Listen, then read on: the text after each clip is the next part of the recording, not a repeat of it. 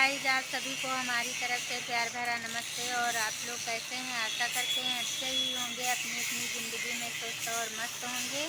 और आप लोगों की दुआ से मैं भी अच्छी हूँ। आप लोगों का हमारे चैनल में स्वागत है। आप लोग हमारे साथ वीडियो में बने रहिए। और मैं अभी एक न्यू कहानी सुनाऊँगी। अगर अच्छी लगे तो लाइक करना, कमेंट करके ज़रूर बताइएगा मेरी कहानियाँ कैसी लगती हैं।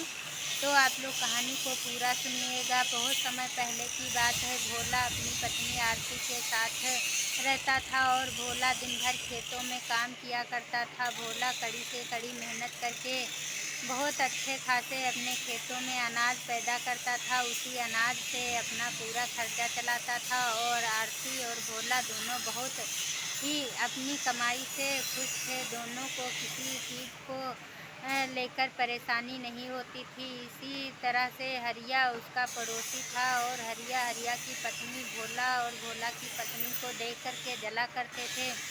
और हरिया कुछ भी काम नहीं करता था, दिन भर खाट पे पड़ा रहता था। और वो कुछ भी काम धंधा नहीं करता था। तो हरिया की पत्नी रोज़ डेली यही कहती थी कि भोला देखो कितना मेहनत करता है और वो आराम से रहता है। तो हरिया कहता था, तुम टेंशन मत लो, हम हरिया को ऐसे खुशी से नहीं रहने दूंगा। और हम इसको ज़रूर परेशान करूंगा। तो इसी तरह से हरिया की पत्नी कहती थी कि भोला तो बिल्कुल राजाओं की तरह हो जाएगा, इतनी मेहनत करके इतना पैसा कमा लेता है।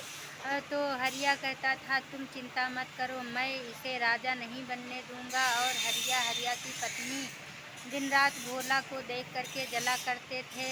और भोला कुछ भी किसी चीज़ पर ध्यान नहीं देता था। वो अपनी खेती करने में लगा रहता था और दिन भर अपने खेतों में काम किया करता था। भोला ने इस बार फसल बोई तो भोला की बहुत अच्छी फसल थी। तो यह देखकर हरिया को बहुत ही जलन हो रही थी। और इधर हरिया की पत्नी भी बहुत जल रही थी। वो हरिया की फसल को देख कर के उसे अच्छा नहीं लगता था। तो अपने पति हरिया से कहा करती थी कि देखो भोला की कितनी अच्छी फसल है। हरिया भी उसकी फसल को देख कर के जला करता था। फसल बहुत अच्छी थी।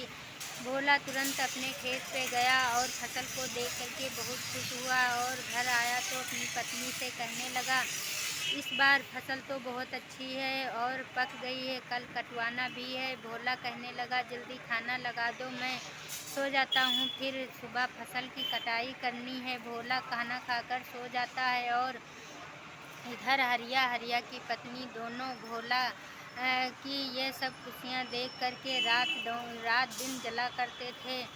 हरिया जल्दी खाना खाकर सो गया और उसकी पत्नी भी सो गई। रात में उसकी पत्नी जगी तो बाहर देखा, बहुत तेज़ी से बादल छाया हुआ था और बारिश भी होने लगी थी। यह देखकर भोला कहने लगा, आज तो हमें लगता है फसल भी गड़बड़ हो जाएगी, इतना बादल है और देखो कितनी वर्षा होगी। और कहते ही कहते पानी बहुत तेज़ी से बरसने लगा और 3-4 दिन तक पानी ही नहीं निकला। भोला और भोला की पत्नी आरती दोनों बहुत परेशान हो गए थे। उन्हें अपने फसल की बहुत चिंता हो रही थी। इसके बाद में जब बारिश बंद हुई और जब भोला खेतों पे जाके देखा तो उसकी सारी फसल खराब हो चुकी थी। और जब घर आके अपनी पत्नी आरती से कहने लगा कि आरती, मेरी सारी फसल बर्बाद हो गई पानी की वजह से। और जब उसकी फसल बर्बाद हो गई तो इधर हरिया और हरिया की पत्नी दोनों बहुत खुश थे। और कहने लगा, हरिया देखो, हम इसे राजा नहीं बनने देना चाहता था, इसीलिए इसकी सारी फसल खराब हो गई।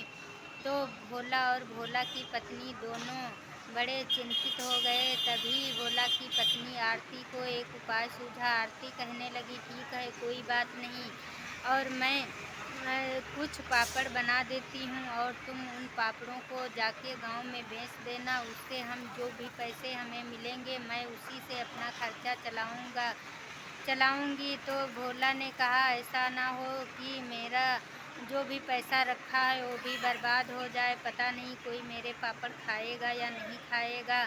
यह कहते हुए भोला की पत्नी आरती ने पापड़ बनाया और भोला को दे दिया। भोला पापड़ लेके गांव में बेचने के लिए गया और जैसे ही भोला पापड़ बेचने के लिए गांव गया तो भोला के सारे पापड़ बिक गए और तुरंत भोला वापस आ गया। उसे बहुत सारे पैसे मिल गए। जब घर आया तो भोला की पत्नी कहने लगी, आरती क्या मेरे पापड़ बिके या नहीं बिके? तो भोला ने कहा, नहीं, तुम्हारे पापड़ कोई खाएगा भी नहीं।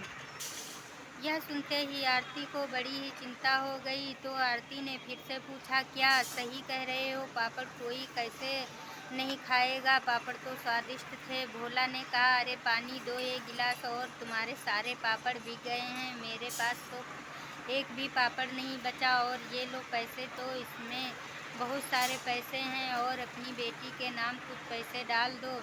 अ, इधर भोला की अच्छी कमाई होने लगी। रोज़ डेली आरती पापड़ बना देती थी। भोला पूरे गांव में सारे पापड़ बेच देता था। यह देखकर हरिया और हरिया की पत्नी को अच्छा नहीं लगता था। वो दोनों इसे भी देख करके जलने लगे और वो यही उपाय ढूंढने लगे कि ये भोला पापड़ बना के कहाँ रखता है। तो वो धीरे धीरे पता लगाकर एक दिन गांव के मुखिया की ये बेटे की शादी थी। तो मुखिया ने कहा, भोला मुझे 100 पापड़ चाहिए और तुम बना के दे दोगे? भोला ने कहा, ठीक है मुखिया जी, मैं तुम्हें पापड़ दे दूंगा। और भोला की पत्नी ने सारे पापड़ बना के रखे। तो वैसे ही हरिया और हरिया की पत्नी उसके सारे पापड़ चुरा लिए। और उसे इतनी ईर्ष्या होने लगी कि भोला के पापड़ भी चुरा लाए, तब भी उसे ईर्ष्या ही रहती थी। सुबह हुई। भोला की पत्नी जब पापड़ देखने के लिए किचन में गई तो उसके सारे पापड़ वहाँ से गायब थे। यह देखकर भोला की पत्नी चिंतित हो गई और तुरंत भोला से बताया। भोला ने इस पापड़ के बारे में इधर उधर पता लगाया, कुछ भी पता नहीं चला। तो भोला तुरंत ही मुखिया के पास गया और मुखिया से कहने लगा, मुखिया, जो पापड़ बनाए थे वो किसी ने चुरा लिया है, और मुझे 2 दिन का मौका दे दो, मैं पापड़ फिर से बना दूंगा। तो मुखिया ने कहा, ठीक है भोला, तुम पापड़ बना देना, मैं तुम्हें 2 दिन का समय देता हूँ। भोला तुरंत वापस आया और जब वापस आ रहा था तो हरिया का बच्चा पापड़ खा रहा था। तभी हरिया ने उस बच्चे से पूछा कि ये पापड़ कहाँ से लाए हो तुम, और किसने दिया? तो हरिया के बच्चे ने कहा, ये पापड़ मेरे पापा ने दिए हैं, और मेरे पापा ने तो बहुत सारे पापड़ लेके आए हैं। यह सुनते ही भोला अपनी पत्नी से गया और सारी बात बता दिया। तो भोला की पत्नी ने कहा, तुम मुखिया के पास जाओ, मुखिया से सारी बात बता दो, और मुखिया ही हमारे समस्या का समाधान करेंगे। भोला तुरंत वहाँ से गया और सारी बात मुखिया से बता दिया। मुखिया तुरंत अपने सिपाहियों को लेके हरिया के घर गए और पूरे घर की तलाशी लिया। तो हरिया के घर में बहुत सारे पापड़ निकले। और वो मुखिया ने तुरंत हरिया को दंडित करने लगे और कहने लगे, तुम्हें ये सब क्यों करने को सूझा? तो हरिया ने कहा, मुझे बहुत ही ईर्ष्या हो रही थी भोला को खुश देखकर, इसीलिए मैंने यह सब किया है, और मुखिया जी मुझे माफ़ कर दो। मुखिया ने कहा, तुमने माफ़ी के लायक तो कुछ काम ही नहीं किया है, मैं तुम्हें माफ़ नहीं करूँगा और डंडे से मारूँगा। तो कहा जाता है कि किसी की खुशी देखकर किसी को ईर्ष्या नहीं करना चाहिए। खुद कमाने की जरिया करनी चाहिए, और कमाने के लिए कुछ उपाय करना चाहिए, मेहनत भी करना चाहिए। तो कमाने का एक जरिया भी होता है। भोला की पत्नी भी बुद्धिमान थी, वो तुरंत पापड़ बेचने का धंधा कर लिया था। यह सब देखकर हरिया ने कहा कि मुझे भोला से इतनी ईर्ष्या होने लगी थी, क्योंकि भोला खुशी खुशी कमाता खाता था। इसीलिए मुखिया ने वो हरिया को बहुत ही दंडित किया और हरिया तुरंत मुखिया से माफ़ी मांगने लगा। मुखिया ने कहा, तुमने माफ़ी लायक कुछ किया ही नहीं, और ईर्ष्या इतनी नहीं करनी चाहिए कि एक दूसरे को परेशान करके रख दो। ईर्ष्या बहुत ख़राब होती है। तो इस कहानी से हमें आज ये सीख मिलती है कि किसी को भी ईर्ष्या नहीं करनी चाहिए, खुद कमाना चाहिए, अपनी मेहनत की कमाई का भरोसा करना चाहिए। तो आज की कहानी मेरी कैसी लगी आप लोग कमेंट करके बताएंगे। तब तक के लिए बाय बाय।